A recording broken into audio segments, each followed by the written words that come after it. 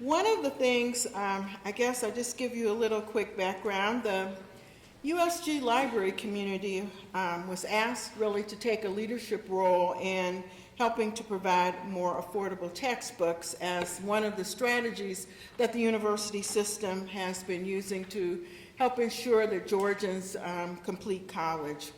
Well, some of you will know that libraries have not bought textbooks. We have been like, oh no, beg me if you want a textbook, because textbooks cost a lot of money and would really eat up your budget. So really librarians didn't like to buy lots of textbooks.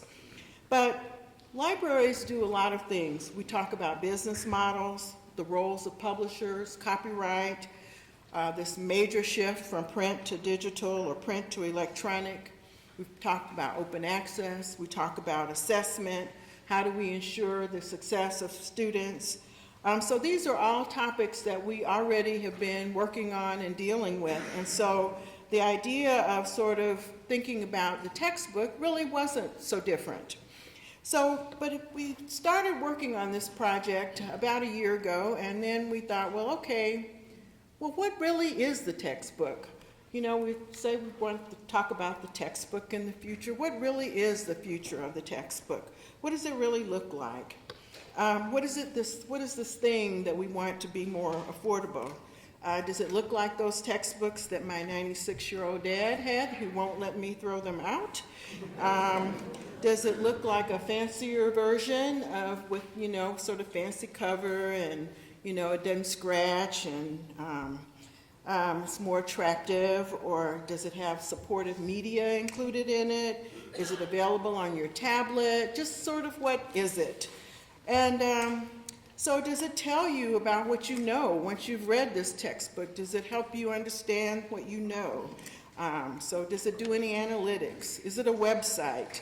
Is it a collection of licensed readings?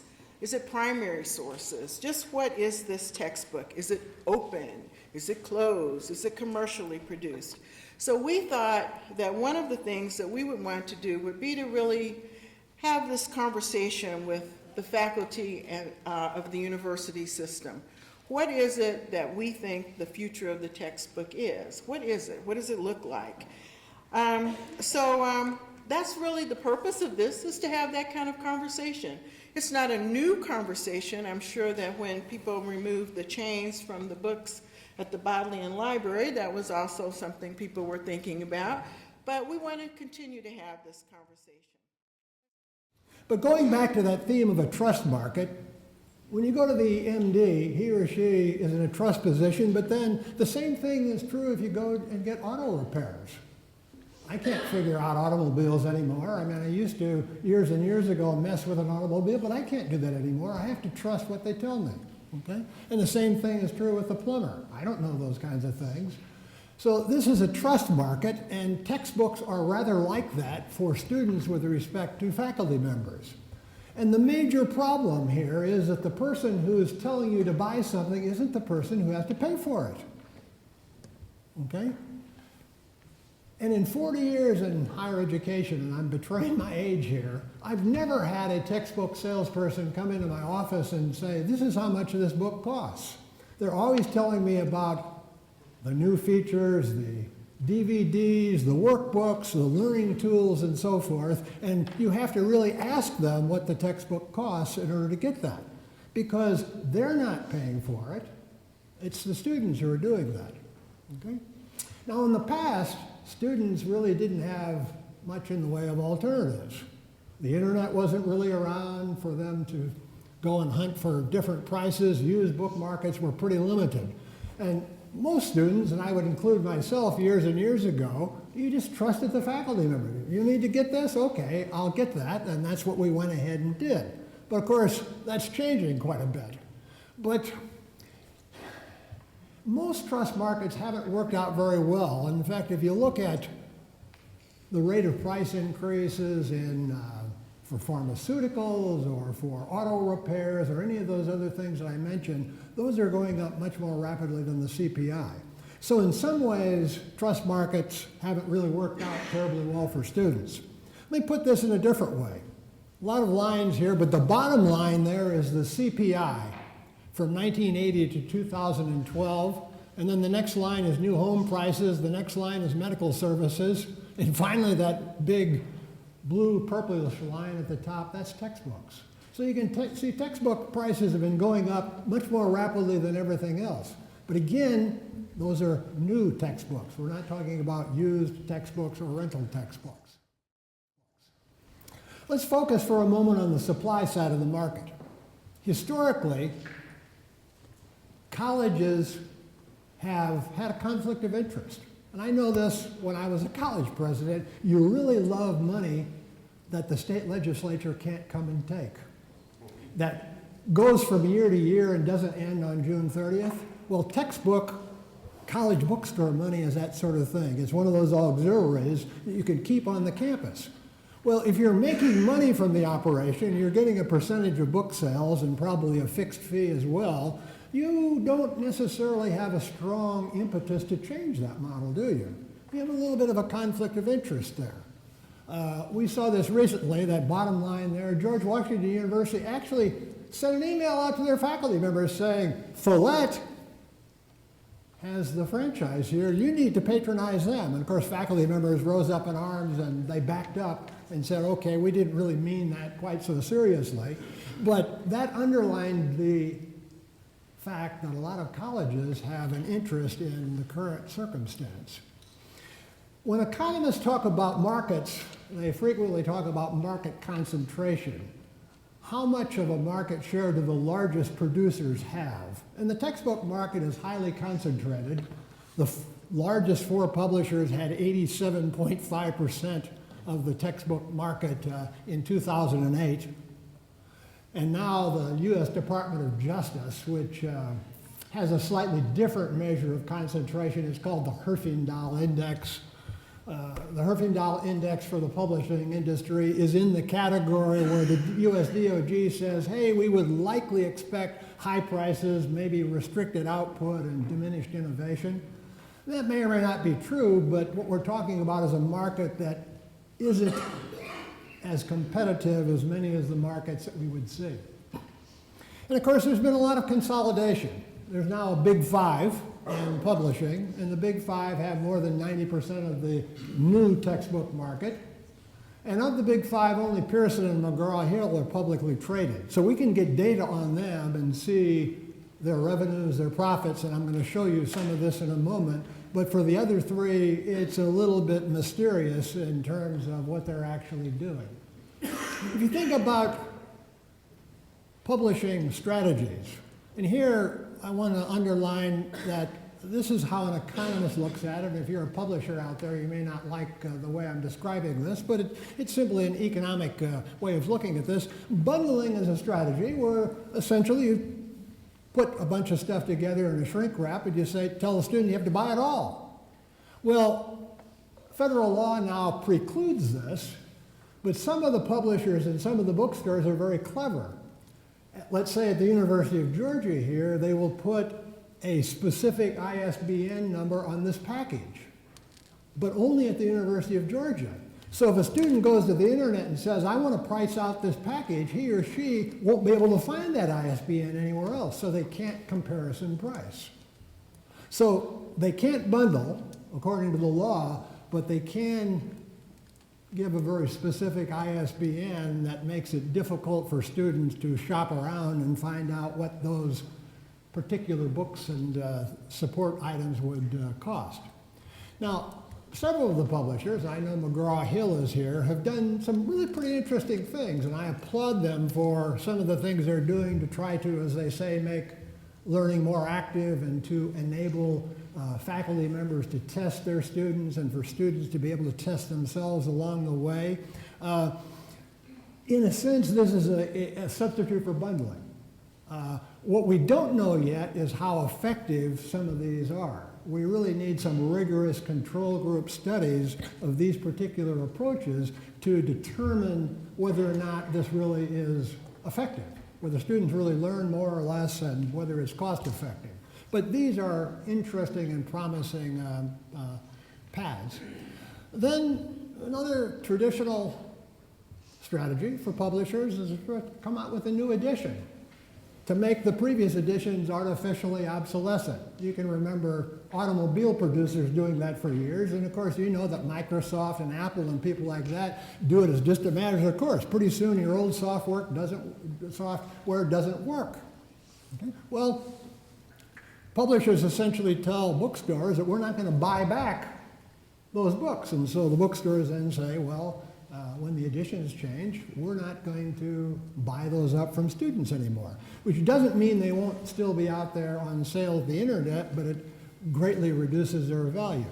Then there's the reimportation issue, which until recently was a pretty significant thing. Many of the publishers have been price discriminating such that they're selling, or have been selling in the past, virtually the same textbook internationally at a much lower price. And so you could buy pretty much the same thing in India or Poland or someplace like that for a much lower price. Of course, there's a natural tendency then, economically speaking, for somebody to want to import books. And the publishers made people sign agreements that they wouldn't re-import books because that would drive down the prices of the books that they're selling inside the United States. 2013, a U.S. Supreme Court decision said, look, the doctrine of first sale now applies to textbooks. First sale is like with an automobile. If you buy an automobile, you can resell it to anybody you want. But for textbooks, that wasn't allowed previously. There were contracts that prohibited that. And the U.S. Supreme Court said, no, we're going to apply the doctrine of first sale to textbooks as well. Okay?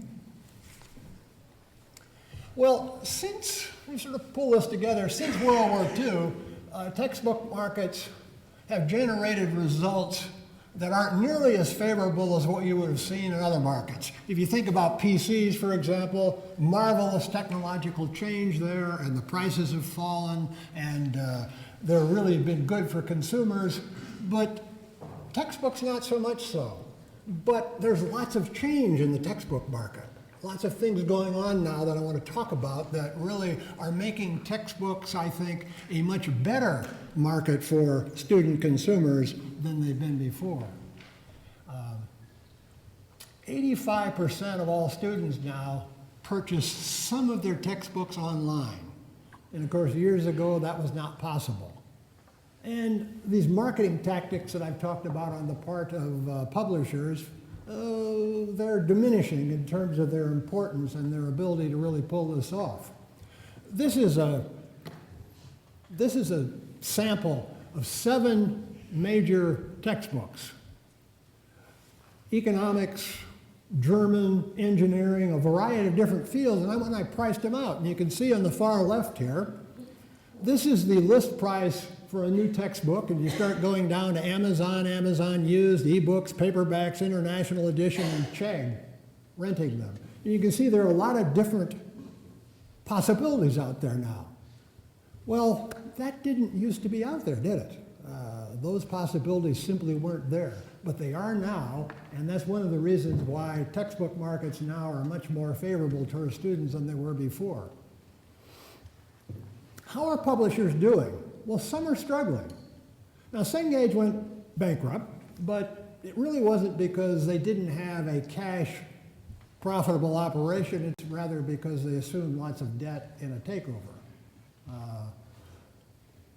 But some of the publishers aren't doing very well at all. But if we look at some profit rate data here, the purple one there is the profit rate on sales in publishing. And you can see 10%. That's lots higher than is true in a couple of other industries, lower than in some others. Okay?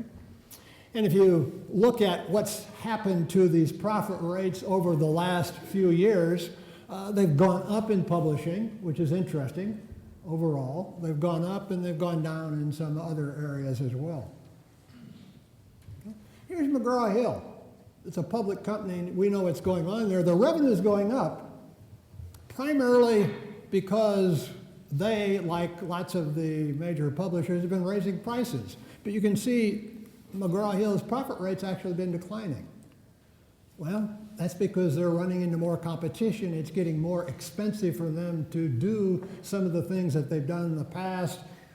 There are costs of competition and the like that they've run into that they didn't have previously. Okay?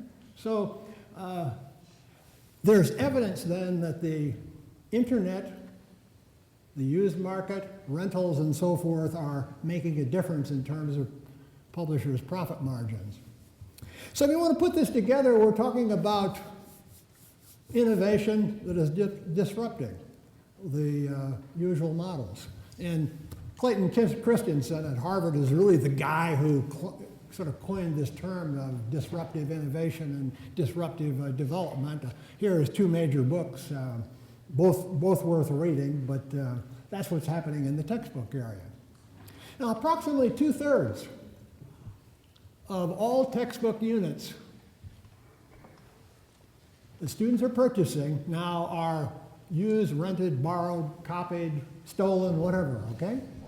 Only about 1/3 of all the books out there that students are buying are new textbooks from the publishers.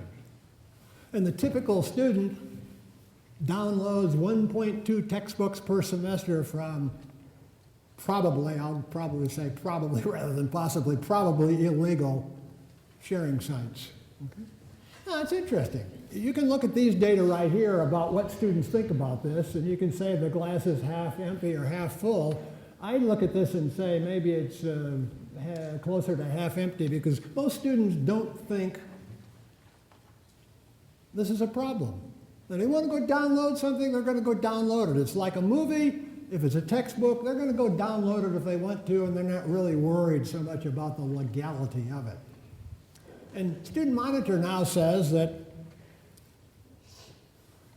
used textbooks and purchases and ebooks now together, they're almost up to 50%. Ebooks are maybe up to 8 or 10% of the market. And I'm going to come back to ebooks in a moment because the evidence on ebooks is pretty mixed in terms of what students think about them, and for that matter, what faculty members don't think about them. But look at that bottom dot. 10 to 30% of students, depending on whom you believe, don't buy anything at all. They simply eschew buying a textbook. Why? Well, the top reason, according to Student Monitor, is they say they can't afford it. But frequently they're sharing a book with someone else, or they're using online materials, or you can see all the reasons. Students have lots and lots of reasons why they're not buying textbooks, but many simply aren't doing it. As a consequence, not only are print book sales declining, and this is textbooks and trade books as well, but textbook print sales are going down. This is from the Wall Street Journal. No surprise, we've sort of seen this occurring out there, but that's one of the things that publishers are dealing with out there. And as a consequence, students aren't spending as much on textbooks. And you can see the downward trend, and this is the best evidence, best economic evidence that the market for textbooks is changing. That online possibilities, that rentals, that used books and so forth are really biting into the conventional publishing model. But it's interesting that both Apple and Amazon have said that they intend to get into the used ebook business. Now, this is really going to be interesting because if you think about an ebook, there are substantial fixed costs, overhead, in terms of producing that, but the marginal incremental cost of producing an extra ebook is very small. It might cost $1 or something to produce, or 50 cents to produce an additional ebook. Okay? Well, if these people get into competition with each other, if I can produce an ebook for $1, then any price above $1, I'm going to make money. I'll get back some of my fixed costs and actually run a profitable operation. In this kind of a circumstance, we would expect almost like the sorts of things we've seen in some of the digital pricing markets where the price of these items gets pushed down and down and down almost to zero. That might happen for ebooks if these kinds of competitors get into the market. Hello, everyone. I'm Elijah Maurice from Middle Georgia State College. I'm the Student Government Association President. Middle Georgia's student population serve first-generation college students. And as a first-generation college student standing here before you, it's financially challenging, which means that students of first generation need to obtain financial aid, which also provides students with little disposable income. And for students at Middle Georgia State College, most students need around $600 a year to obtain textbooks for their courses. Middle Georgia saw these issues and they wanted to do something about it. They received grants from Georgia Learning, Affordable Learning, and we received $21,000 in grants for critical and contemporary issues in education, which is a book that is required for freshmen. And this textbook costs around $196, which would equal around $123,000 for students. But due to the grants that we received, it will lower the cost for students, and they no longer have to pay for that textbook, as well as an American government class that is a required course at Middle Georgia State College, which is an $89 textbook, which will equal around $37,000 for students to have to purchase. But due to the grant that we received, now students don't have to purchase those books. So my name is Kari Butler, and I am the student body president at the College of Coastal Georgia. We also have an initiative similar to that of Middle Georgia State, but something else I wanted to highlight in our brief time to speak with you is one of our schools, our School of Business and Public Affairs, their initiative to eliminate using textbooks and focus more on online resources and using those for case studies in our program literature. So I'm grateful for our program coordinator, Dr. Wickersham. She has taken a lot of effort to kind of condense the materials that we've used rather than purchasing textbooks and using them once or twice a semester, and really utilizing the online resources we have through Galileo and other things, and utilizing those and uploading them onto D2L and other, what are the other ones, Blackboard? Right, okay, good. You all know what I mean, that's great. And utilizing those and uploading them for all students to use and have our reading available through that. And it's really been beneficial for us in our school specifically, and for our college. It's something that we've definitely been working on, and I just wanted to share that with you all. To sort of conclude our presentation, I'm just going to go and share with you one of the initiatives from Georgia Southern Student Government Association. It's entitled the Eagles for Eagles Initiative. And one of our students this past semester, she was a single mother. She had 3 children, and it was her last semester of college. In order for her to be able to successfully complete Georgia Southern University, she had a balance of $450. This $450 was not due to courses or due to anything else, but rather the cost of textbooks. And this was after she had applied her available financial aid. Fortunately, we do have that program, so we're able to help her with those college costs and help her to complete. But that really highlights the importance of affordable learning in Georgia and of keeping textbook costs down, because it does play such an integral role in that whole idea of retention, progression, and graduation, which is a key component to that complete college Georgia.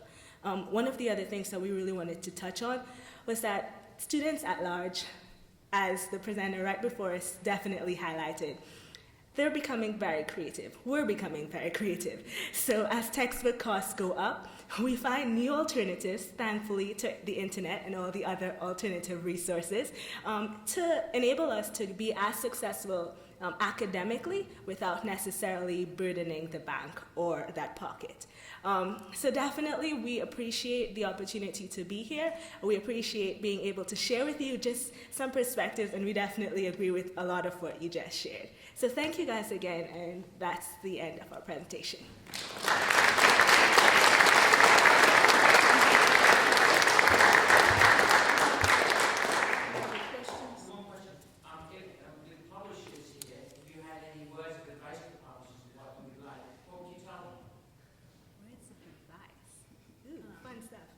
Cheaper text.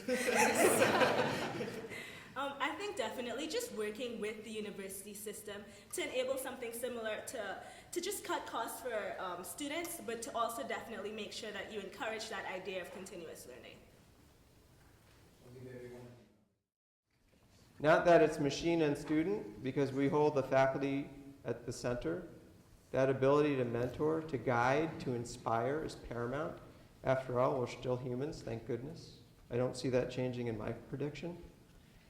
But we also know that based on cognitive science, and maybe a bad analogy, similar to learning golf. By the way, I don't play. I'm a fisherman. Very different. But I've been told that you get really good in golf when you build automaticity and muscle memory.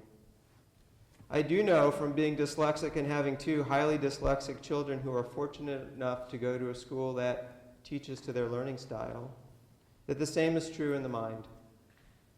And that through neuroplasticity and through direct pedagogy and teaching methods, you build automaticity. If we look at K-12, this really matters for numeracy and literacy. And if you come unprepared to college and you really don't have literacy or numeracy, nothing else matters. Question, where should we start? So taking this knowledge and working with experts, we were able to then build learning experiences that are data-driven. They're called quote-unquote adaptive. That's a broadly used word that means different things to different people. What we're saying is that we're looking at small learning interaction data. We're looking at learner confidence. We're looking at their engagement. And then we're looking, of course, at their answers to assessments and probes. And through that work, coupled with neuroscience, we're able to prevent them from getting lost in the next step of a knowledge map. We're also able to encourage them to go on. This works really well when you're scaffolding initially into a discipline or topic.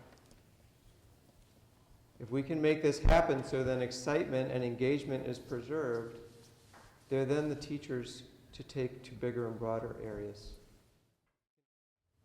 I think a critical component of the future of the textbook gets around digital rights management. As I said, all of the OpenStax college materials carry a CC BY license. It means they have a copyright, but it means that you have an unrestricted terms of use. So if you're a student, what does that mean? That means you have unlimited access. Access never expires. I don't understand this. When I buy a trade book for my iPad, I own it forever. My daughter goes and downloads an ebook from a major publisher for one of our college courses. It expires after 180 days. I don't know how that supports an academic endeavor. I don't think it does. Unlimited printing. You can print out as many pages as you want. And you know what we're finding out? What students do is it's fine to give them, you can print out up to 150% of the pages, but what students actually do is they go and reprint the same section over and over again. So remove those barriers. Let students print as they need. And they want multiple access points across multiple devices. They want it on their smartphone, they want it on their iPad, they want it on their desktop. Anywhere, anytime, any format, that's what they want. And I think the last point here is probably the most important, is students, well, we all increasingly are, we live in online environments. Students are forming informal online social networks, and they need to be able to share this information.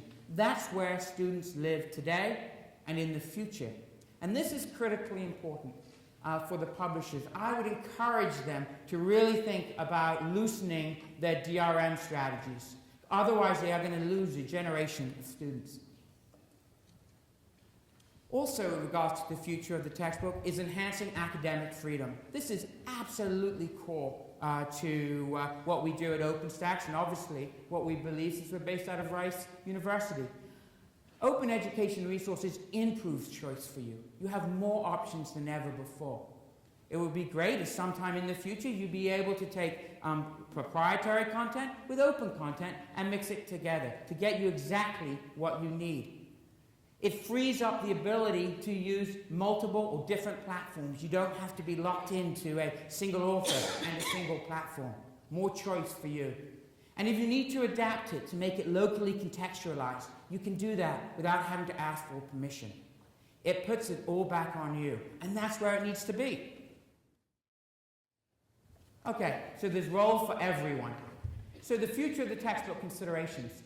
How do we support academic research in terms of these new technologies, these adaptive programs, to shift away from hype to efficacy, fundamental fundamentally important question. How effective is OER in the classroom? Kim Davenport will actually have a session tomorrow at 10 where she's going to be exploring these questions of research. It's critically important. What are the strategies to enhance collaboration between nonprofits, for-profits, and public organizations?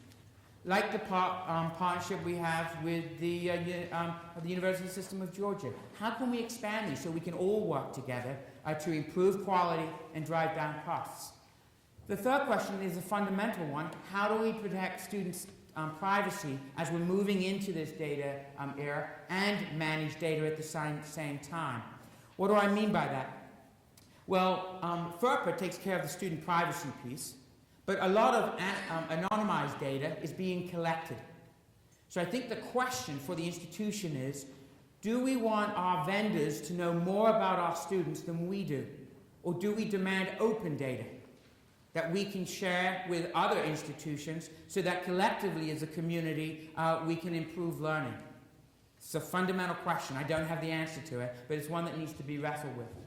And then how do we continue to enhance academic freedom? That is the vibrancy of the academy, number one. Number two, it is the quality control gate.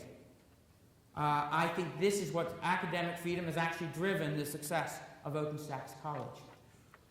Institutional drivers in the future. Well, we talked about the University System of Georgia. This is something that we are seeing all over the country, and it's really started to appear in the last year. It is incredible how institutions are getting involved with their centers of teaching of excellence, with faculty, to take open resources and new digital technologies to really advance the state of learning. So I'm going to close quickly with what I would call no and OER questions. These are normally the questions we get regarding open education resources. I didn't have our number one question, because our books are free, they're openly licensed, anyone's free to use them. The number one question is, David, what's the catch or obligation? Guess what? There isn't. None. There is no obligation. We only ask if you like them, let someone know. What do I tell the provost who's worried about lost bookstore revenue? That came up today. Well, the truth of the matter is that our materials are available in print, and the bookstore can buy them. And what we have seen is that sell-through rates, because the price is so affordable, our Introduction to Sociology book is $28.75, is 100%. And so they actually do okay.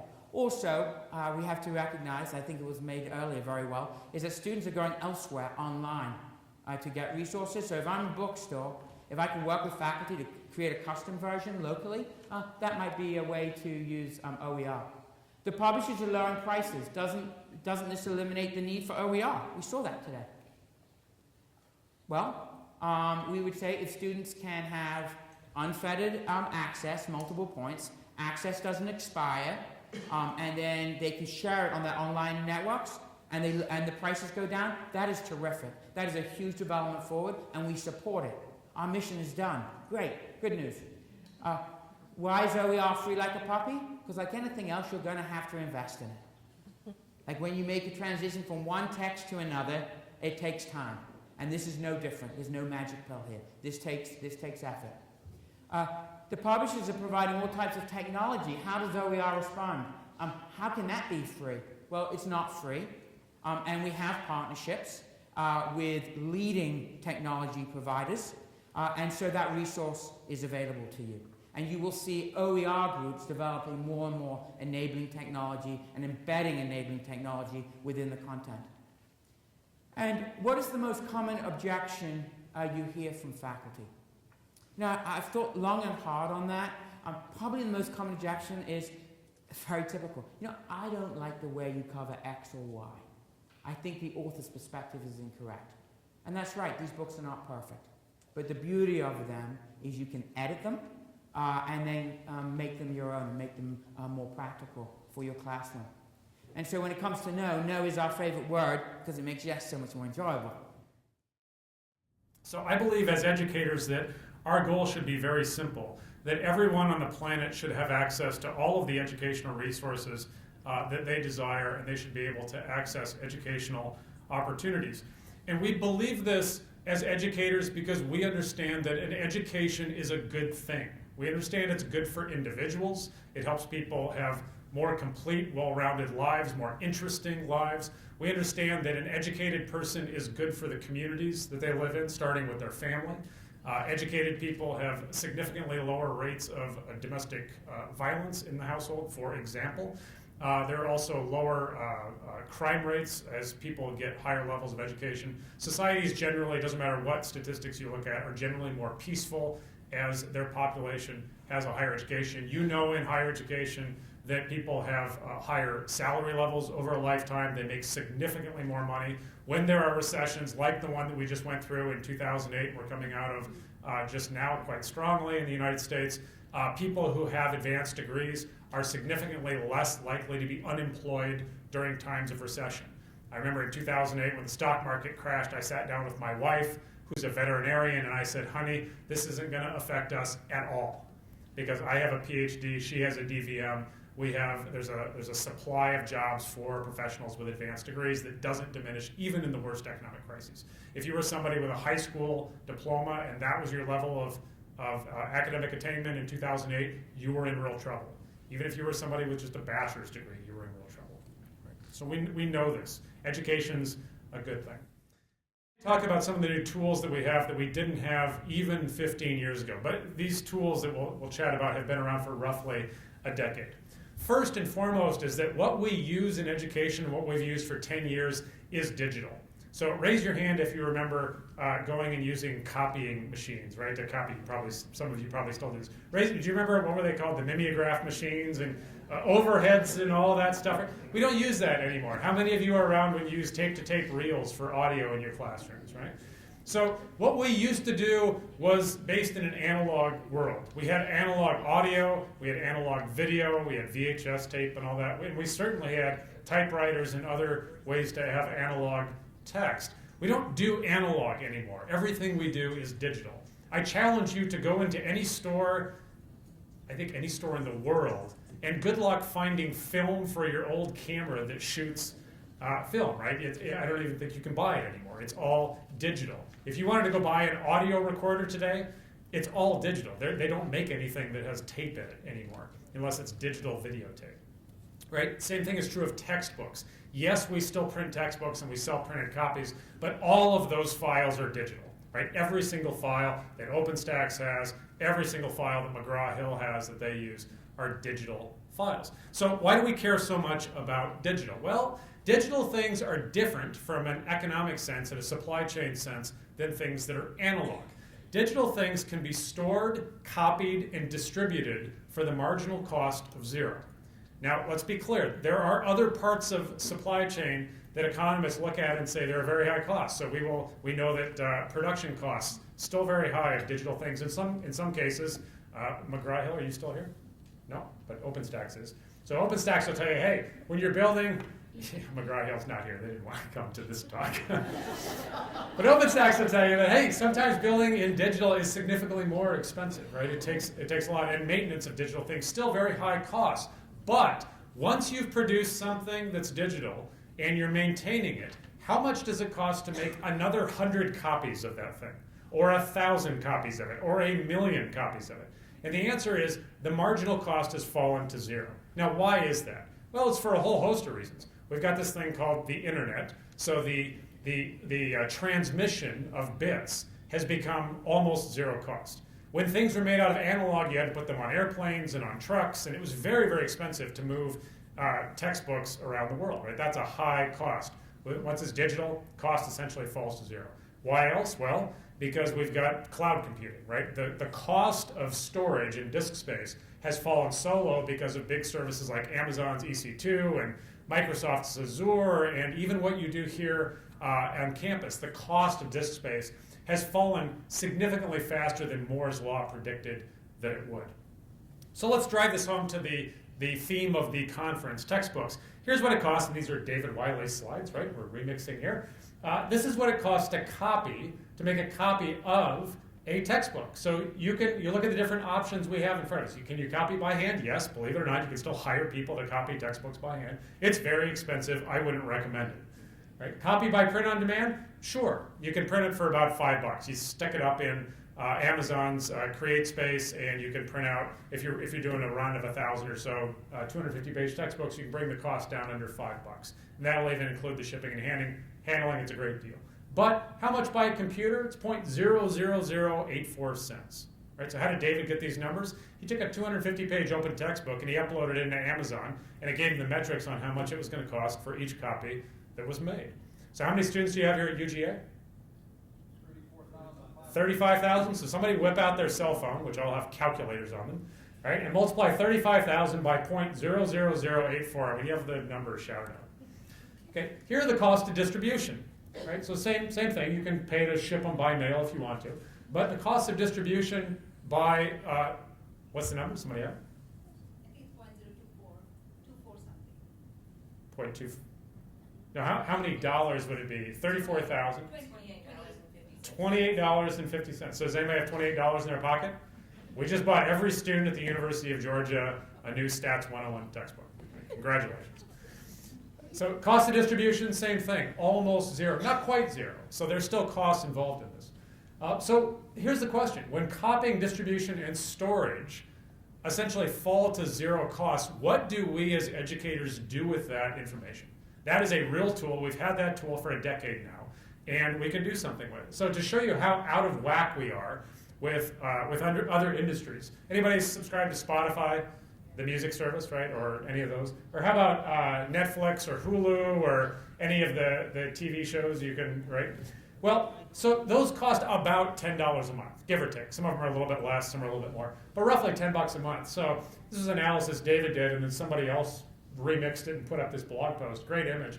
So for $20 a month, you can kind of have access to all of the music on the planet, literally 15 million songs on Spotify, on your phone.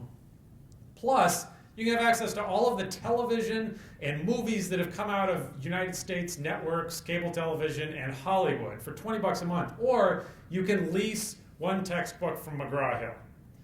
Which industries have been properly disrupted by things being digital?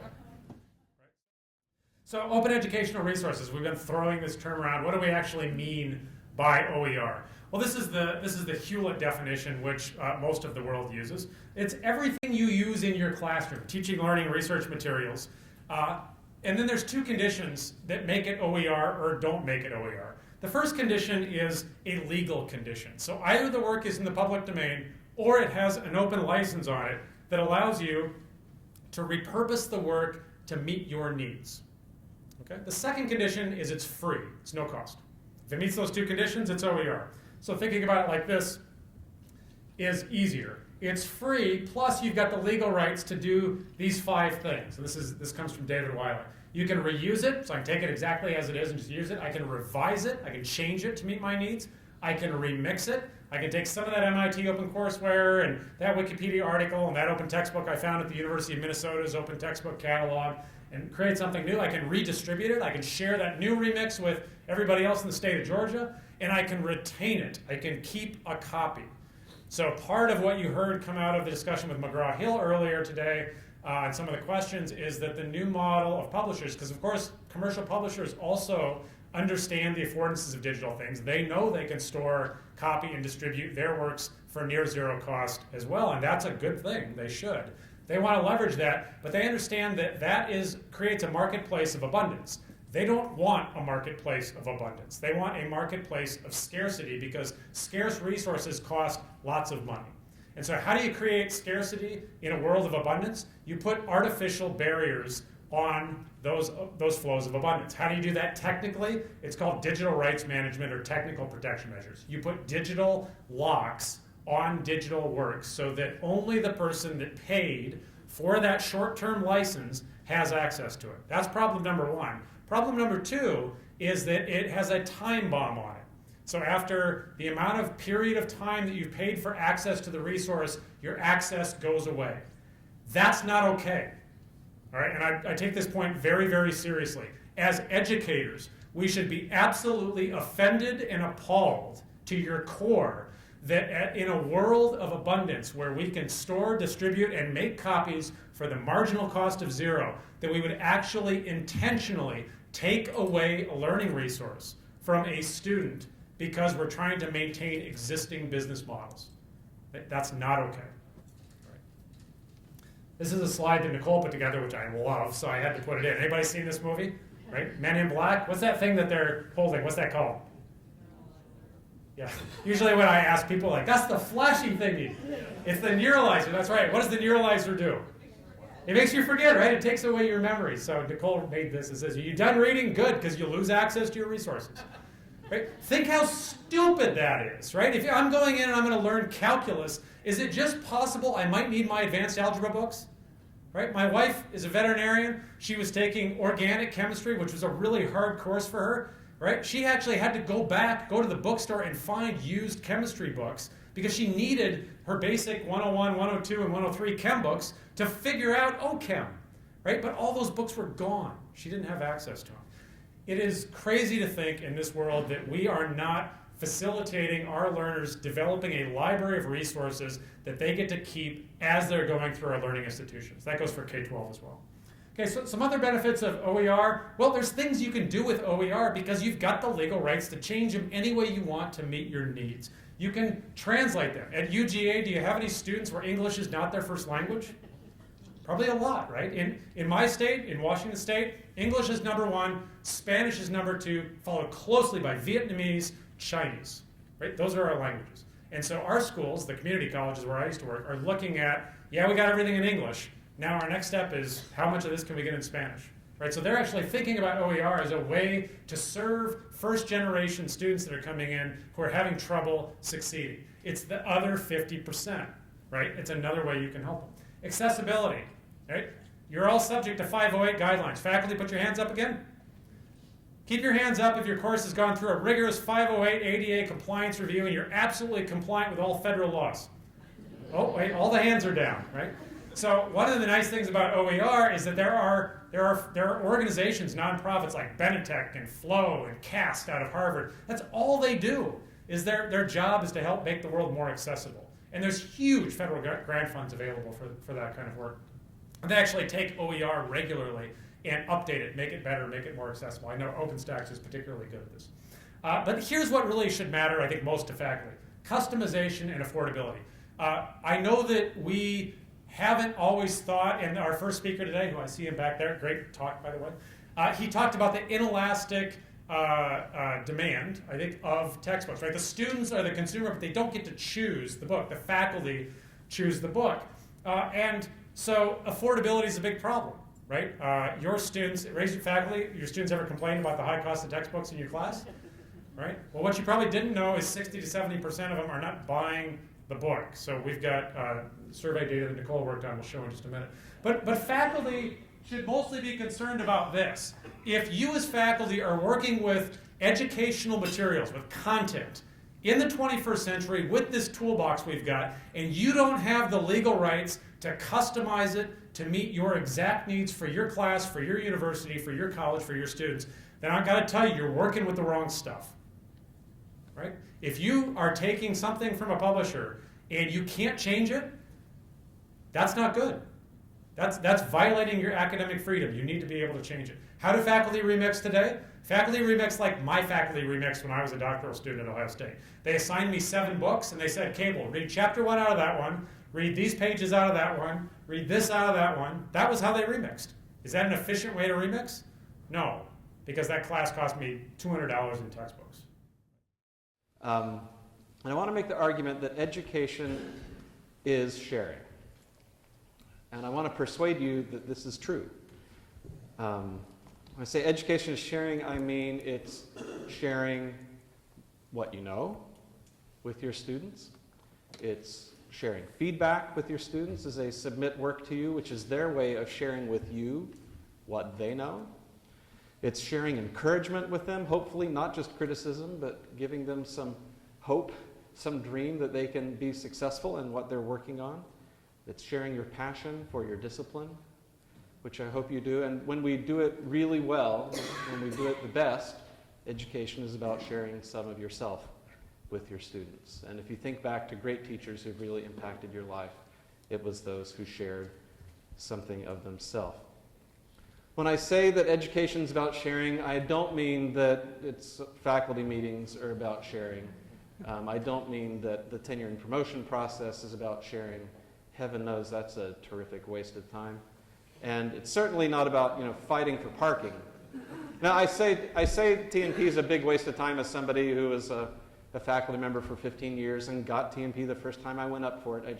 I could have written another 4 articles in the time I wasted trying to demonstrate how productive I was during that process. It's not about fighting for parking. That's not sharing. I mean the educative acts themselves. The reason we all signed up for the work. That is all about sharing. And I'll go so far as to say that if there's no sharing going on, there might be a lot of noise and a lot of sound and a lot of flashing lights, but if there's no sharing, there is no education happening. There's just no way that you can educate without sharing what you know, without sharing your feedback, without sharing some encouragement. Period. Sharing can be hard sometimes. If I share my fries with you, then there are fewer fries for me to eat, so that makes it hard for me to want to share. We heard from a real economist yesterday. I'll pretend to be one for just a moment and say that economists classify things as rivalrous or non-rivalrous. Rivalrous resources are resources that when you use one or when you consume one, it precludes me or excludes me from being able to do it. So if you eat my French fries, I can't eat them. Sharing French fries can be hard. Sharing a toothbrush can be hard. But just to take maybe a more common example, if you eat my slice of pie, I can't eat my slice of pie. But the non-rivalrous, the flip side of that is if you make a recipe, if you make pumpkin pie from this recipe, it doesn't preclude me from making pumpkin pie from this recipe. The recipe can be used by all of us simultaneously. The recipe is non-rivalrous. And probably the best example, at least in our literature in the US, of somebody talking about this idea of things being non-rivalrous is Jefferson. Right? Jefferson, I'm not going to violate the first rule of PowerPoint and read it to you. I'll pause for a moment while you read it for yourself. But the taper here is a candle. And I can light your candle with my candle without having to put my flame out, the same way that I can share ideas with you without having to forget them in order to communicate them to you. Right? If knowledge, if ideas were rivalrous, it would be a pretty scary situation. And when you think about what we share in education, when we're talking about the actual content, in education we share data, we share models, we share equations, we share definitions. The types of things that we tend to share in education are non-rivalrous. Again, if they weren't, then a teacher would be like a honeybee who, once he put a stinger in you, he was done. You could teach somebody one time, but you'd have to forget everything that you knew in order to teach it, and you'd be finished. Fortunately, it doesn't work that way. But what if we want to share with each other when we're not face-to-face? What if we want to share asynchronously? How do we do that? We're recording this. We've been recording the keynote sessions at this meeting. If we want to share asynchronously, typically we have to take those ideas that we know that we want to share with someone else after we're gone, and we have to externalize them from ourselves somehow. And that externalization process used to be somebody sitting down with a pen and a sheet of paper and writing it out, and just writing and spending their whole life locked in a closet writing. And then we had some innovations around metallic movable type and around the press that made this quicker to do. But what you'll notice is that when we externalize ideas, that magic quality that ideas have of being non-rivalrous kind of collapses, and the externalized ideas become rivalrous. So if I capture what I know in a book and leave it so that you can interact with it when I'm not around, now it's not a rivalrous good anymore. Now that book's off the shelf and Lauren's reading it. Nobody else can look at it. So I've always wanted to use a Lego steampunk time machine in a presentation. I finally have an excuse to do that now. What if there was a magical machine that could take our externalized ideas and convert them from being rivalrous to being non-rivalrous? course, that kind of machine does exist, and we call it the internet. When you take ideas, which normally you have to compete for access to when they're externalized, you have to wait across the table as your significant other finishes the newspaper in the morning. If you take that same news and instead put it on the internet, 1 million people can all read it at the same time. They don't have to wait for their neighbor to finish with the comics. These externalized ideas gain the magical quality when you put them online of being non-rivalrous. So while I was on Wikipedia downloading this information about the Nash equilibrium yesterday, there were, I'm sure, other people looking at it at the same time. We weren't competing for access to that. So, this provides us this idea that we can externalize our ideas in a form that's non-rivalrous. This gives us an unprecedented capacity for sharing. And in as much as education is sharing, that means we have an unprecedented capacity to educate in this context. For this, so this particular study, it's not huge, but it's not small either. It's 15, 16,000 students, 130 teachers across 8 institutions. And it's not, of course, it's not a true randomized controlled trial because you can't walk in and tell these faculty members that they'll adopt open and these that they won't, and we'll go on. So this is a quasi-experimental design, but we did use propensity score matching to try to mimic randomized assignment. I'll talk about that in a minute. But you can see here kind of the study variables are completion, C or better, credits enrolled this term, and credits enrolled next term, with a poor set of covariates because getting common data across 8 set of institutions is actually pretty hard, but 3 covariates anyway. If you're familiar with propensity score matching is essentially a way of, like I said, kind of mimicking, it's kind of poor man's randomized assignment, right? So you can see on the left, a propensity score basically is a way of collapsing a set of covariates into a single score between 0 and 1 that would predict whether a person was in the control group or in the treatment group. And maybe the easiest way to think about it is, with the graph on the left here, maybe the control group was 80% women and the treatment group was 80% men.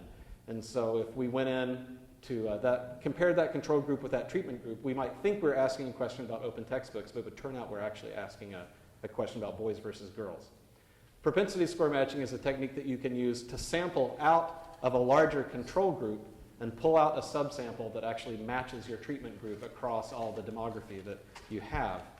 And so, this is a technique that we frequently use to try to make sure we're getting an apples-to-apples comparison. And the question we're asking is really a question about open textbooks and not a question about race or about gender or about age, something like that. So this hasn't appeared yet. It's been submitted to Computers in Education, but this is some pretty remarkable stuff, I would argue, across 8 institutions and all these students, that for students who are using open textbooks, let me say that a different way, for students whose faculty assigned open textbooks instead of commercial textbooks, more students completed those classes.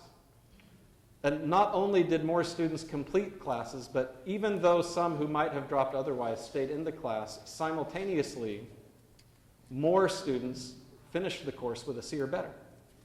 So we kept people in who would have dropped, and even with those people still in the class, we raised the percentage of students who completed with a C or better. And to some of the data, Cable showed a really nice looking slide last night, if I may say so myself, with data from the Florida Virtual Campus Survey, where students self-reported that they take fewer classes because of the cost of textbooks. And we found that to the tune of almost 2 full credits, that students whose faculty members assigned them open educational resources instead of commercial textbooks took more credits in the term that they were assigned, and they took more credits in the next term as well. A slightly better example in terms of research design is, the design is pretty similar, but way more covariates and certainly a better outcome variable in this study, which is a high school study out of Utah, where we supported a district-wide substitution of open textbooks for commercial textbooks. Again, so smaller group, fewer teachers, but way better set of covariates here, right? All of the data are coming from one district. We had, I think we started out with 18 covariates in this study. So not just age, gender, and race, but whether students were special ed designated, ELL students, how they had performed on the 2011 state standardized test for science, what their GPA had been back there, a teacher quality proxy variable that was the average test score on last year's science exam in that teacher's classroom. And basically what we looked at was student score on this year's state standardized test in their science area using open textbooks. And what we found, again, this was just published in October in Ed Researcher, was that the IRT scaled scores for students that used open textbooks were statistically significantly higher than the same teachers in the same building teaching the same subject in years before when they were using commercial textbooks. Another example, this is a project that Lumen supported, but we didn't do the research on. This was done internally by folks at Mercy, looking at their developmental math. And if you know about developmental math, this is math 098, 099, the kind of math you take when you don't quite qualify to take the one college algebra class you need to graduate. Josh Jarrett, it used to be at the Gates Foundation, called this the course where dreams go to die. Right? If you can't get into college algebra coming out of high school, if you end up in developmental math, you know what percentage of people nationally pass this class? About 40-45% of people pass it. If you end up in here, the odds are you're not going to graduate from college. So, this is a multi-year engagement. Mercy was a Kaleidoscope partner. They're actually doing pretty well. They had almost 50% passing in the spring of 2011, when the last time that they taught without any OER. In the spring of 2012, they and I'm doing spring versus spring instead of fall to spring because this is an even better story than spring to fall, because in fall you get everybody in the course who tests in. In spring you only have the people who tested in fall and failed in fall and came back again in spring. So they're doing no sections using OER in spring of 2011.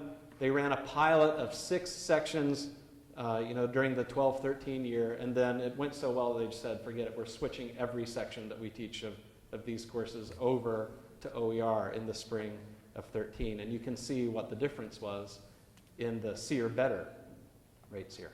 But together with the C or better rates, this is moving from a Pearson bundle that was $170-ish if you bought it from the bookstore, to work where Lumen was working with them, providing the hosting for the open source practice system that generates homework problems that students work with, that gives them automatic feedback. These numbers really bothered me. Those numbers plus those numbers together are just really annoying. And I thought we should do something with that. And this might not be what we should have done with it, but this is what we did with it. I think it's interesting to step back for a second and say, for all the money we ask students to spend on materials, maybe we should ask ourselves what they get out of it. And, for lack of 4 other words that rhymed, here's what we came up with. If you think about the percentage of students that are going to finish the course with a C or better from 0 to 100, and in the case of this particular graph, cost of textbooks ranging from 0 to 200, here we go, lasers, baby. If I don't pay very much, but I don't learn very much, I suppose, that's kind of sad. I didn't pay a lot, but I didn't learn a lot. What did I expect? If I pay a lot, but I learn a lot, I feel like I got what I paid for. That's kind of what I expected, so I feel good about that. If I pay a lot, but I only learn a little, that makes me angry. And if somehow I could pay very little but learn a lot, that would be awesome. So you take these data that I just showed you out of the Mercy College example from the EDUCAUSE review article, and you've got a 48% pass rate at $170 and a 60% pass rate at $5. That's pretty interesting. I won't belabor this point. Cable made it yesterday in some conversations. This is largely public funding that's being spent on these materials, either through Pell Grants or through federally subsidized Stafford loans or state grants. This is public funding that's going to these materials. I mean, I don't know what we would call it, but we'd probably call it something like gross negligence if we bid out a bridge project or a road project. And what we found out later was that for 3,500% higher cost, we got 20% worse quality. Somebody would go to jail if that happened on a road project. And that's what's happening all the time with our instructional materials choices. One last example here. We talked about the Z degree, the Tidewater Z degree, which is an all OER degree, around 30%, 33% cheaper for students to graduate from. The question was asked yesterday, it came up a couple of times. What do you tell your bookstore when your bookstore says to you, oh my gosh, we're going to lose so much money if you do this OER thing? So here's a different way of looking at some outcome data when you do a large-scale OER adoption. Let's talk about this idea of completion. If a student drops, it's bad for the student. We've been talking about student outcomes for a minute. Let's talk about the institution, though. When the student drops before the add-drop deadline, what do you do with their tuition money? You give it back to them, right? Because they managed to drop before the deadline. We just submitted this to Ed Policy Analysis Archive. Z sections are the zero textbook cost section. That's what they call them there. These are the OER sections. These are non-OER sections. It doesn't look like it's that big a difference in the drop rate between these two sections. But it turns out that when they come out of pilot mode and they switch all their, when all the enrollments in these courses move over to OER, you're looking about 182 students per year that won't drop these courses, or that may not drop these courses, that would have otherwise. So you say 182 students, 89% of them are in-state. In-state, they pay $164 a credit for a 3-credit course. And remember, in community college, there is no, once you get to 12 credits, everything else is all-you-can-eat buffet. They pay per credit all the way, same price. 182 students, 11 of whom would have been out of state, paying that much per credit for a 3-credit class. You're looking at about $300,000 per year they would have refunded in tuition that they might not refund in the future. INTRO stands for Increased Tuition Revenue Through Open model. So, there's good things for the student, there's good things for the institution. How about for faculty when you adopt OER? I'm really fascinated by this idea of what can I do in my classroom when I can assume that things are open that I couldn't do when I couldn't assume that things are open. And what becomes possible? And it's interesting, you ask an educator this question: what could you do in your classroom if you didn't have to worry about copyright at all? Like if you just had a waiver that said you no longer have to obey copyright, what could you do? Turns out it's a really hard question. It's like asking a structural engineer, like, what could you do if there was no longer gravity? Or like asking a researcher, what if I gave you infinite money, what could you do?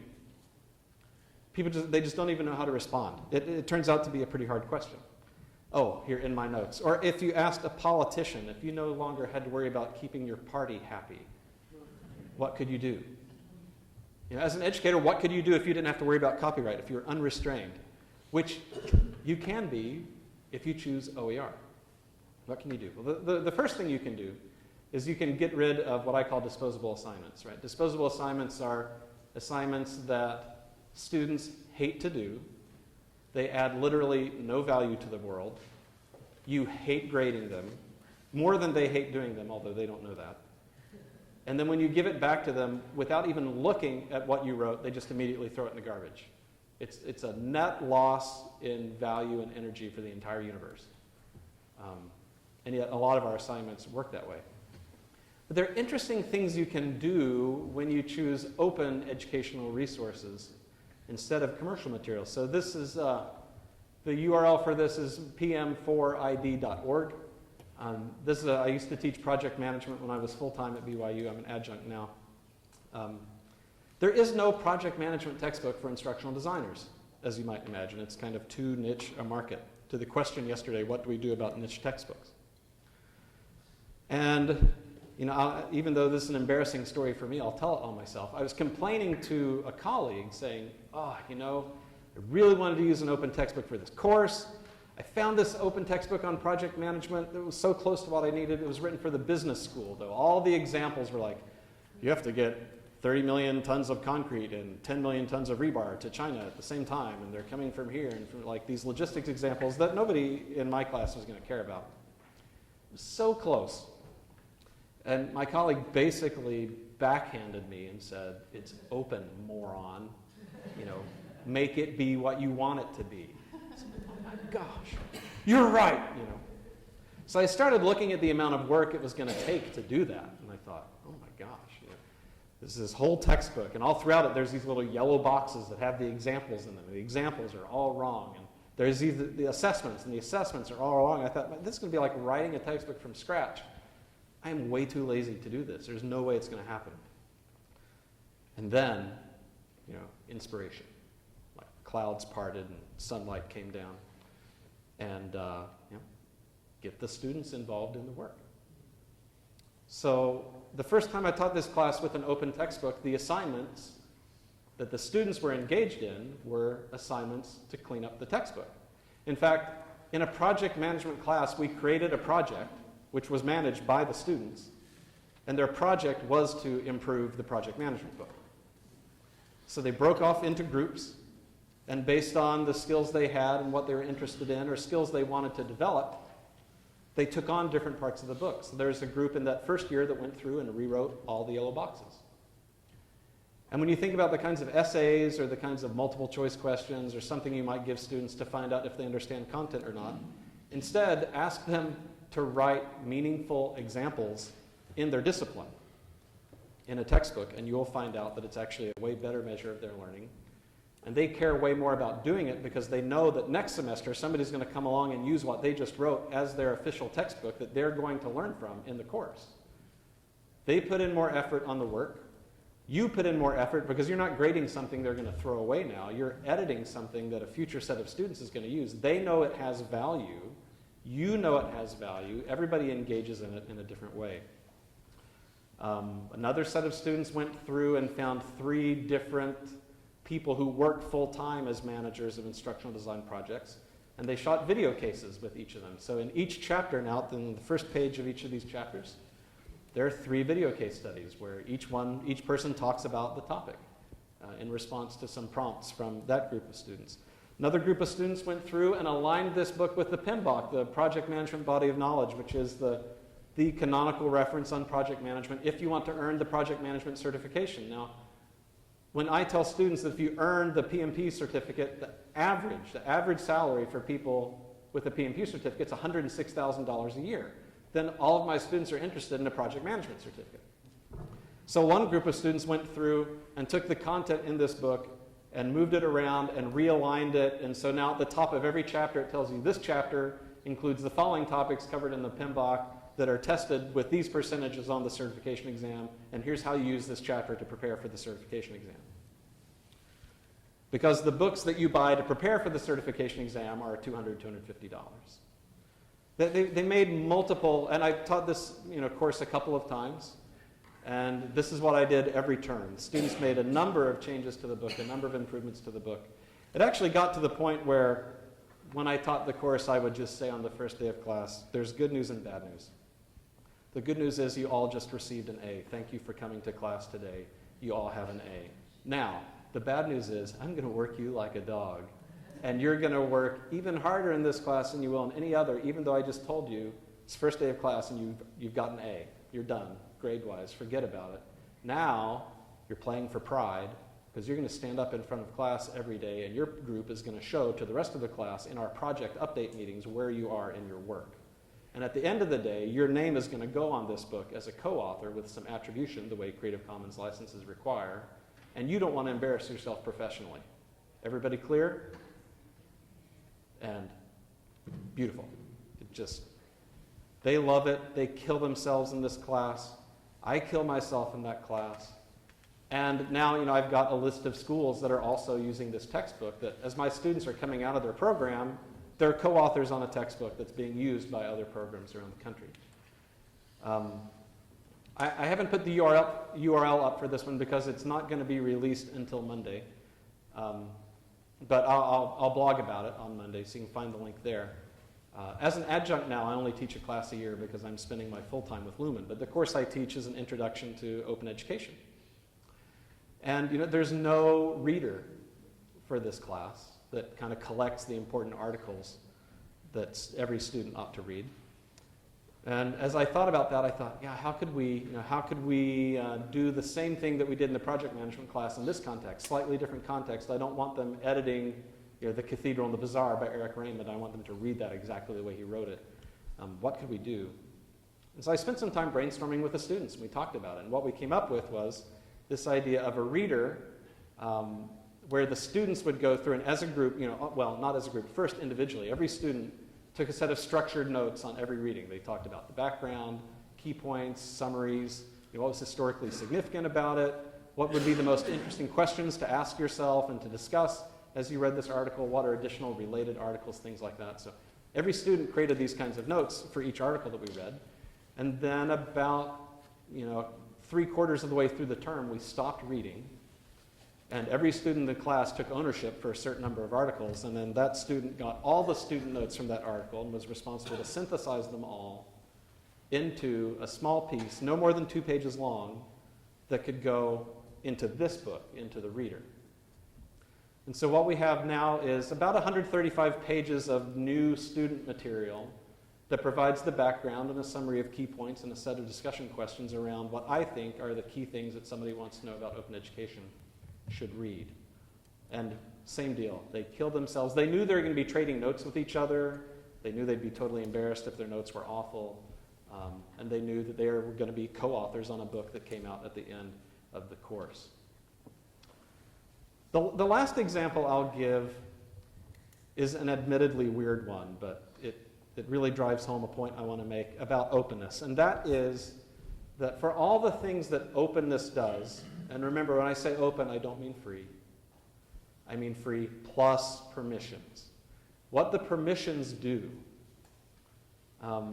probably my favorite phrase about open is that openness facilitates the unexpected. It lets all kinds of awesome things happen that you could never have imagined would happen. And if the only things that can happen are the things that you explicitly permit to happen, not many awesome things are going to happen. The awesomest things that happen are generally the things you didn't anticipate. So this was a course I taught, 2005, 2006. It's a graduate seminar on learning objects. Anybody remember learning objects? Yeah, a couple. And I realized, over the summer as I was preparing to teach this in the fall, I realized what I really wanted the course experience for students to be was I wanted to get a group of people around a conference table, a very specific group of people. Like I wanted a software engineer, I wanted a vice president of sales from a publisher, I wanted a researcher, I wanted an open source zealot who just hated everything that had to do with anything that wasn't open. I wanted this group of people around the table, and I just wanted to give them a topic and have them argue about the topic, and I wanted the students to sit around the outside and hear all those perspectives.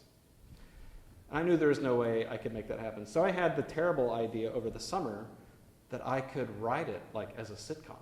Like I could just write those conversations, the conversations I wanted to see happen.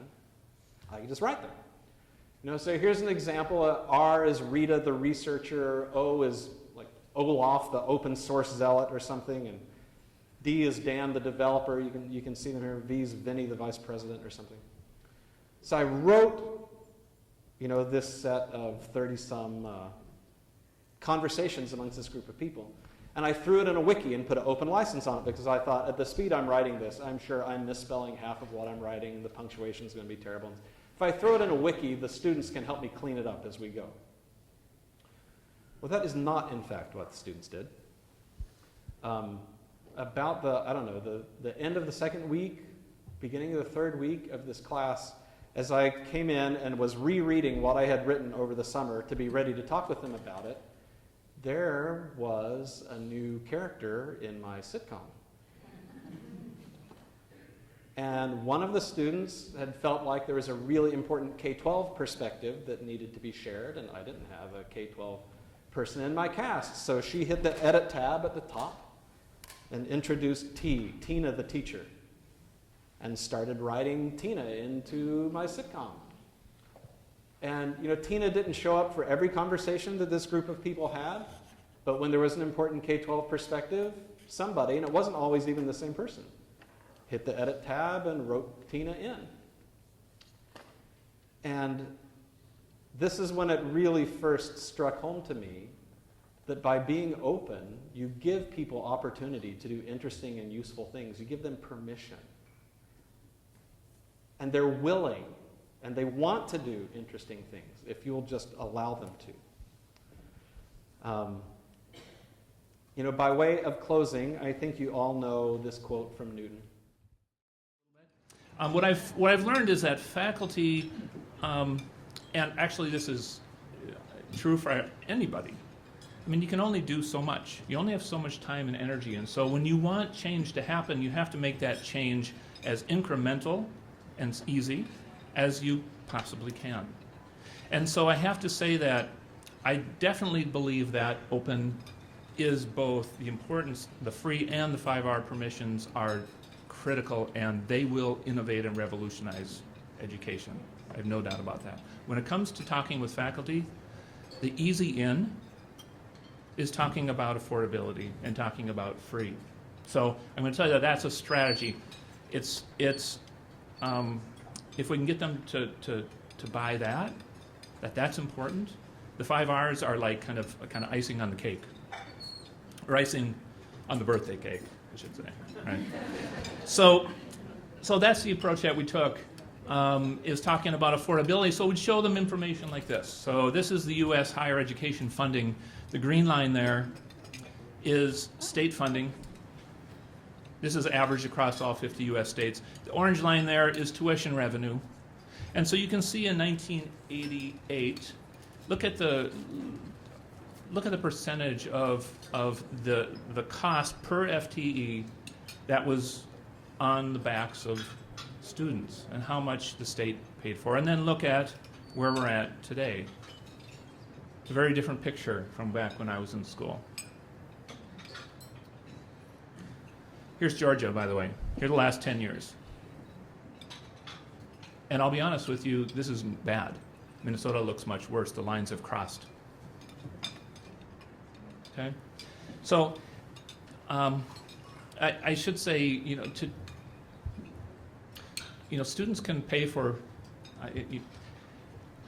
students can either have funding, they have to work. If they're going to do this, they either have to have the money from their parents, from wherever, they have to work at it, or they need to borrow it, right? Those are really the three ways of getting it. Or I suppose they could steal it, but I won't cover that one. If they work for it, it looks very different than from long ago. So here's a graph. Here's a graph I made of basically what it shows is the number of hours a student at the University of Minnesota, because that's the data I used, the number of hours at minimum wage they would have to work to afford 1 year of tuition. So if you look down in my cheater's on here, but what is it, 1960? About 200 hours. That's a pretty good summer job. Right? At minimum wage, they could afford tuition. Now this doesn't talk about living expenses or anything else, books for sure. And today, it's basically, if you're getting up to 1,700 hours, we're talking 40 weeks of 40 hours a week. We're talking almost full-time job at this rate, at minimum wage. So the point being, it's a very different place for your students than it was for us. And then I'll also show faculty this, which is the debt. Here, again, they can work, they can borrow.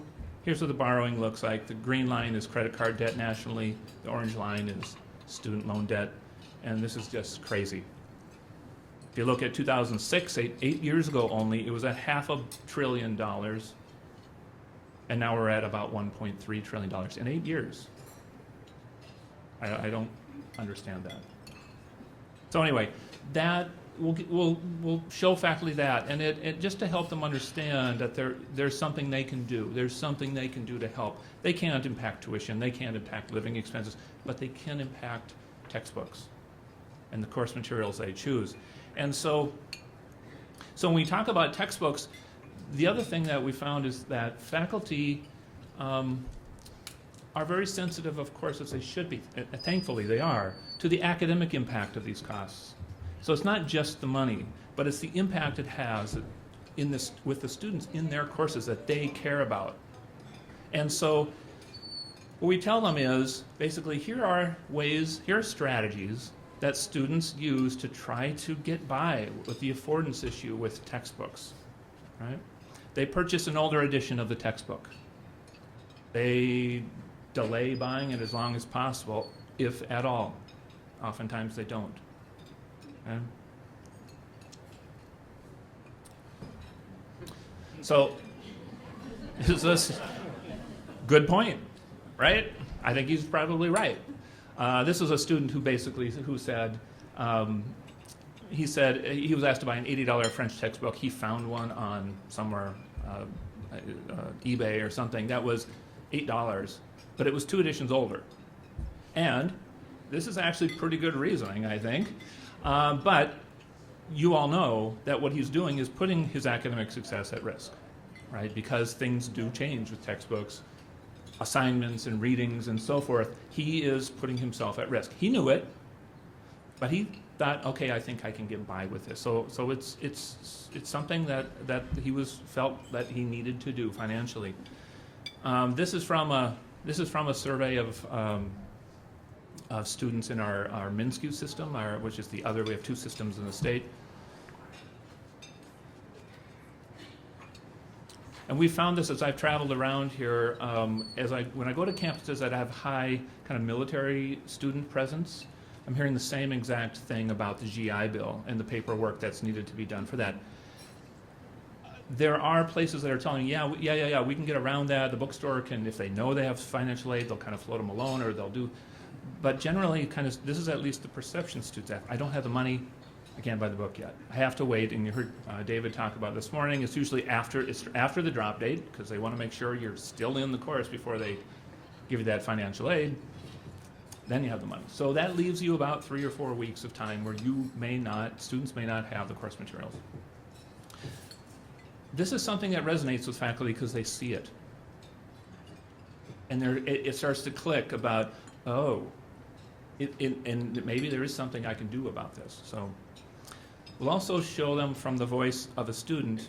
I usually wait until I feel like there's a need in the class to buy the textbook, or if I'm falling behind and I can't find another resource for free online that would also give me that information. And then I'll buy a textbook. I have delayed purchasing a textbook until it is completely necessary to have it. Yes, I have, unfortunately. I had some troubles because of it. Textbooks are obviously something that you really obviously need, and in order to do well in a class, you need to have that textbook, and because it costs so much, I think a lot of people have problems getting the required text, and therefore they have struggled in classes they shouldn't necessarily struggle in. So I sent a student out one day, and he interviewed about 8 students on campus. So the answers here are just kind of pulled out of that. But these are things that, again, faculty understand. They get this. And you've seen these numbers, I think this may be the 3rd time. I think Cable had these. I think David maybe this morning mentioned them. There isn't anybody that should be okay with this. And I spend a lot of time with my faculty helping them use technology in their teaching and so on. I, to be honest, can't think of any technical innovation that can improve this more than the possibility of open. I really can't. So these are the kinds of things that that will show faculty. So we ran this workshop. They have this. The online library. How many options do you think I have now? 0. So after banging my head on the desk for a while, went back, and and realize something that I already knew because I'm faculty as well, is that there are a lot of things faculty are asked to do. This is one of the, how many? I don't even know, right? This isn't, probably not at the top, even after they've learned all that and they get it, that they have the power to make some difference. If they walk away at that point, go back to their offices, this is what I would do. Go to a workshop, I go back to my office and, oh, my email's here again. Oh, and you get buried in the day and there you go. It's on your list of things you'd like to do someday, right? Do we all know that feeling? My list is pretty long.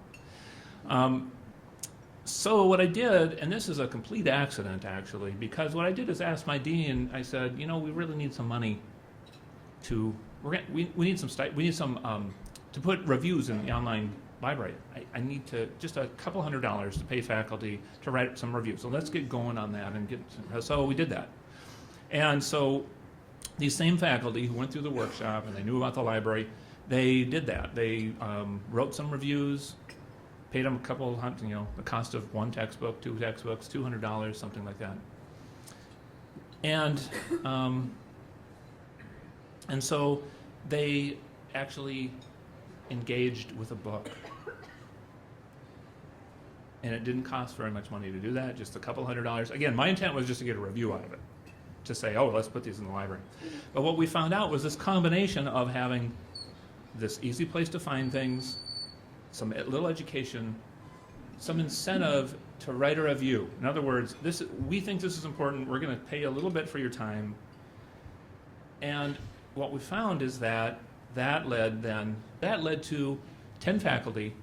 Here are my adoptions now. Over the last 2 years, those 10 faculty have saved their students about $270,000.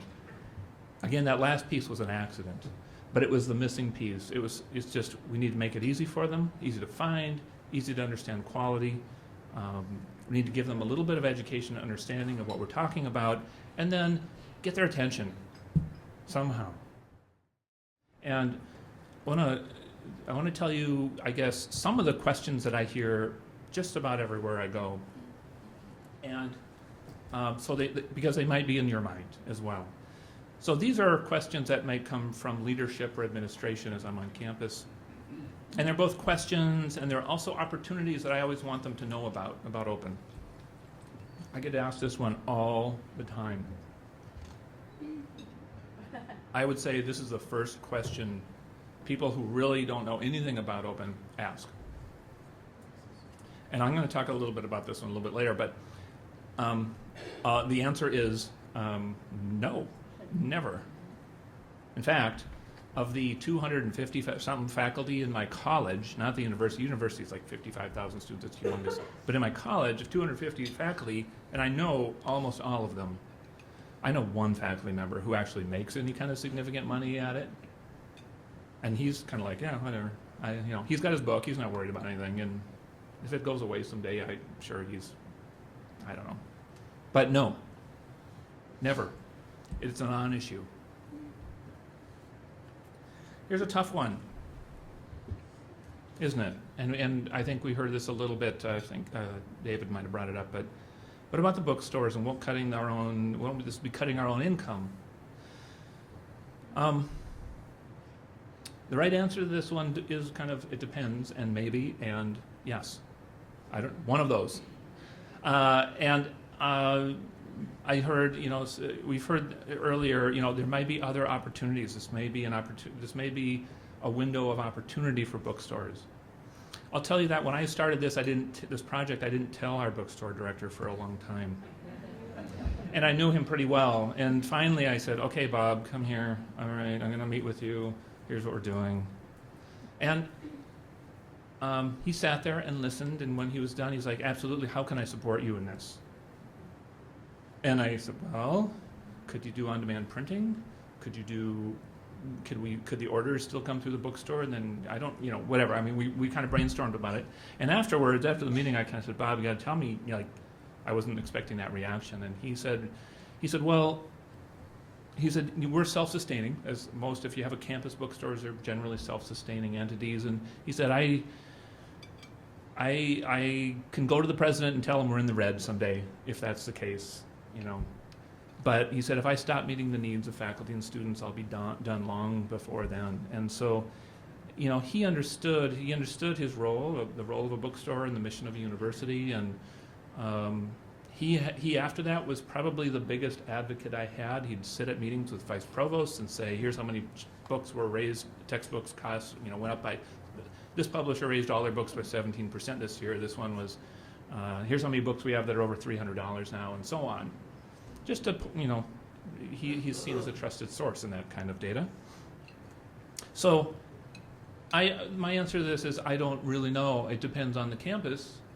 And what I always say is, if it's a concern, then you as a campus should have a conversation about what your priorities are. We can't answer that one. Here's one I've never talked about before. So when Justin, my son, when we brought him up to Duluth, we had a parent orientation. And so we sat in a big kind of auditorium of parents, and there were some students down on the stage answering questions. And it was going really well. And there were all sorts of very interesting questions, the kinds that you might expect. You know, how's the food? What's it like living in the dorm room? Can you do this? Can you do that? And is it safe? And is it this? And the students were all very honest, as students will be. They have no agenda here. And so they're kind of saying, oh, yeah, well, yeah, that's cafeteria food, but, you know, it's fine. It's good. You know, I like this, and I like that, and I don't like this, and I don't like that, but it's good, you know, and everyone's nodding, and okay. And then someone started asking about textbooks. And my wife, and this conversation of textbooks went on for like 10 minutes. My wife leaned over to me and said, wow, did you notice how the tone in the room just went, phew? And it did. There was anger in the room. There was a student who said, yeah, my faculty member who wrote this textbook made us buy it. Oh. I mean, again, I think that's relatively rare, but that's the narrative that the public, that our parents have about these things. And that wasn't the only one. I mean, every question about textbooks was like, oh, are you kidding me? A $200 what for a book? And is there any way around that? And can we? And it was rather interesting. And then kind of we went on to something else, and the tone kind of popped back up again of the whole thing. And so, again, this section here was about administrators and things you might want to be thinking about. Do we care about what not only our students, but maybe the people paying for our students to come to our institutions care about? Our public. In some ways, I think what was being represented there was this, I could see parents just, like this is a breach of public trust in some ways. Are you kidding me? So I just want to throw that out there. It was a very, very interesting conversation. I think they're really valuable, but the cost is just a little too much for students who are already paying a lot for tuition. Find a way to make costs more manageable, because tuition's going up, everything's going up, cost of living's going up, and then textbooks are going up. There is definitely a value to them, but maybe not for the cost that we pay for them. I mean, I guess professors are trying to provide students with books that are reasonable, but I mean, there are some textbooks that are just they're just way too pricey. I just feel like they're really overpriced. Yeah. I get frustrated when you have to buy a book that's expensive that you don't use. Textbooks are only used for so long before you're done with them, so it's like, you know, use it for a couple months and then probably never touch it again. If people weren't just issuing new editions and just increasing prices, rather stick to what you have. It is kind of expensive, and sometimes I feel like I have to buy the textbook because it is required. But it does kind of suck to like throw away so much money on something that you'll only use for a semester. They should keep the same textbook for several years because the material doesn't change that much. I have purchased them and I don't use them, which is kind of frustrating. I think it's outrageous, actually. They cost way too much in general, I think. It is just to point out that is the ongoing narrative on, it is a value judgment question. It isn't, I didn't hear anybody there say, what a waste of, that these aren't valuable things. In fact, they were rather kind of, yeah, I get it, they're important, but the value or the cost is there. And it's a very reasonable thing, I think, a student's perspective on it. And so if there's an opportunity, again, to change that narrative on campus, all of those issues would go away if cost went away, right? Then it's all value from there. Here's another opportunity, something that I think the leadership of the University of Minnesota is starting to realize, and that our funding from the state is going, and here's the same graph I had before, the funding from the state is going down, and we also have a tuition freeze. We have had for the last 2 years, and it's going to continue for good reason, right? I mean, we know why that is. We're trying to keep costs down for students. So as a higher level administrator, you're responsible for funding programs, you get kind of stuck in the middle of that. Your funding is going, your funding sources are dwindling. This is an excellent opportunity, really. Open textbooks is an excellent opportunity to reduce the cost of attendance without touching budgets at all, right? You can make it cheaper for students to go to your institution without, again, you're not sacrificing any programs, and you're not raising taxes. You're not having to go to the legislature to ask for more. It's a nice place to be, and there are very few, if any, kind of other issues that cut through that. The other thing I'd like to say to administrators is this. This comes from the Babson report, which came out, I don't know, a month ago maybe, and some conclusions that they came up. They did a nationwide survey on open education. Here's some things they came up with, and I believe this is absolutely true from my experience. I get questions asked like, are these faculty objecting to this? Are these, the publisher? No. Like, there's like nobody like fighting this right now. So don't be afraid, in a way. Dive into this. And the same thing goes with faculty. I've found this to be true with them. If you approach it in a reasonable, careful way, yeah, they actually kind of relate to the idea. They're there to share knowledge, right? So again, this should give you some courage to kind of go ahead and try some things. This is one that I got the very first question that I got asked when I started shopping this idea around 3 years ago to deans, and are they any good? What's the right answer to that one? My answer is usually, I have no idea. And I'm not qualified to judge that. You are. You, faculty, you need to judge that yourself. And I think we're finding that they are pretty good quality. I'll show you what we're learning about that. But I learned very quickly, and not in a great way, that trying to make a judgment, me as an administrator saying, hey, these are great, is not a good move, because I'm not qualified to make that judgment. So, but the easy answer is, yeah, I don't know, I could really use your help figuring that out, right? So one thing that we, again, in this catalog, we're starting to collect reviews. We've got just about 100 collected now. We're seeing this. This is on a scale of 1 to 5. These are how faculty are rating the textbooks. Pretty good, I'd say. There also are more actual kind of textual reviews in the catalog, so you can go in there and read comments about 10 different points that they measure these on. So, also want to point out that this is becoming an increasingly easy thing to talk about because it is becoming more mainstream. Here's the traffic on that library site. It's starting to shoot up. Here's common questions I get from faculty. The same question about quality. Here's the same question that's really about quality. Here's the same question really about quality, right? That is their number one concern. And if we just tell them that we trust them to make that decision, in fact, that is their responsibility. That's what academic freedom is. It's their responsibility, their right and their responsibility to make those judgments. This one I do, David talked about this a little bit this morning about, if it's free, how can it be any good? And I hear that one all the time. And I usually kind of say, well, do you walk into your library, look around and go, this stuff's free, where's the good stuff? Likely not. And Merrill, I'm sure you can vouch for the fact it's not free. But the point is, it's free to the end user, and that's the important thing, right? There's access to everyone for that, right? Won't take a lot to more work to adopt an open textbook. You hear that a lot. It's going to take a lot of work for me. Actually, to just adopt it, to make that minor, I forget how David phrased it, the delta, to just, no, not really. It's just it's a textbook. If that's all you're doing, is switching to an open textbook, it's just like adopting any open textbook. Is it work? Yep, you know it is if you've done it before.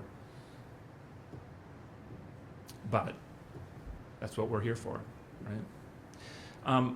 I would say that once you start getting to it, adapting it and doing more work with it and editing it and doing all of that, yes, it certainly is. The payout back is worth it.